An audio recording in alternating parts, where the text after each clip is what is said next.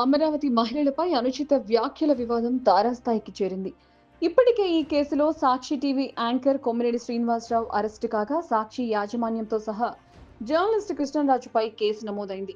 అయితే ఈ వివాదంపై తాజాగా రాష్ట్ర డిప్యూటీ స్పీకర్ రఘురామకృష్ణంరాజు స్పందించారు. వైసీపీ సీనియర్ నేత సజ్జల రామకృష్ణారెడ్డిపై డిప్యూటీ స్పీకర్ డీజీపీకి ఫిర్యాదు చేశారు.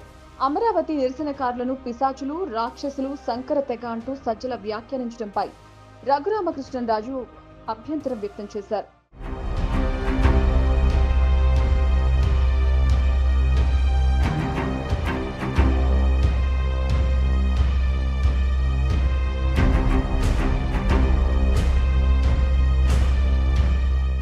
వైసీపీ నేత సజ్జల అమరావతి మహిళల మనోభావాలు దెబ్బతీశారని, సజ్జలపై ఎస్సీ, ఎస్టీ అట్రాసిటీ సెక్షన్ల కింద కేసు నమోదు చేయాలని రఘురామకృష్ణంరాజు కోరారు. భవిష్యత్తులో అలాంటి అవమానకర భాషనెవరూ వాడకుండా చర్యలు తీసుకోవాలని ఆయన తెలిపారు. దీంతో సజ్జల రామకృష్ణారెడ్డిపై కేసు నమోదయ్యే అవకాశం ఉన్నట్లు వార్తలొస్తున్నాయి.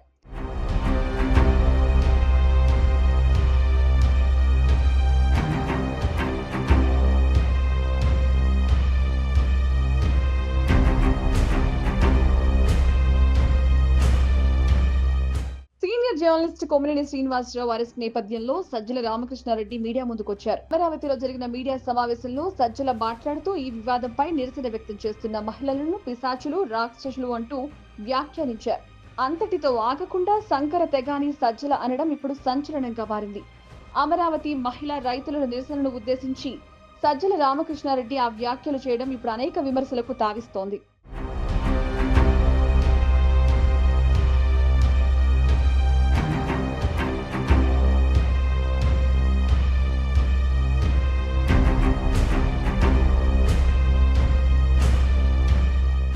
మొత్తానికి అమరావతి మహిళలపై అనుచిత వ్యాఖ్యల కేసు ఏపీ రాజకీయాల్లో తీవ్ర కలకలం సృష్టిస్తోంది. ఈ వివాదంపై గత 2 రోజులుగా అమరావతి రైతులు పెద్ద ఎత్తున నిరసన కార్యక్రమాలు చేపడుతున్నారు. రాజధాని మహిళలకు కూటమి నేతలు మద్దతునివ్వగా, వైసీపీ ఒకటి అందుకు భిన్నంగా వ్యవహరిస్తూ విమర్శన పాలవుతోంది. ఇక జాతీయ మహిళా కమిషన్ సైతం ఈ ఘటనని సుమోటోగా స్వీకరించి ఈ మేరకు రాష్ట్ర డీజీపీకి కమిషన్ చైర్పర్సన్ విజయభాస్కర్ హత్కర్ లేఖ రాశారు.